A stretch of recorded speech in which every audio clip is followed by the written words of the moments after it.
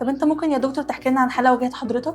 احنا كان عندنا تقريبا قريب واحده تقريبا في يعني 35 36 سنه، وكان عندها مشكله ان عندها وجع جامد في تحت الجزء اليمين تحت.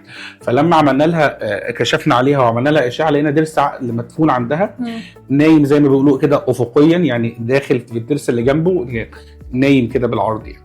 كان عامل لها مشكله في الفك عندها، وعامل لها وجع شديد، كان عامل لها التهابات كمان في اللثه، وريحه بق مش حلوه لكن كان بيتحشر تحتيه وهي اكل.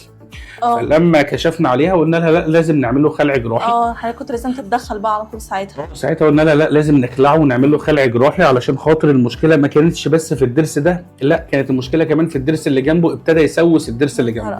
فلو كنا سيبناه اكتر من كده كان الموضوع هيتفاقم، كان ممكن يعمل مشكله زي كيس او سيست، او كان بيسوس الضرس اللي جنبه اكتر. فالمشكله ما كانتش هتبقى مشكله ضرس العقل المدفون بس، لا مشكله كمان في الضرس اللي جنبه.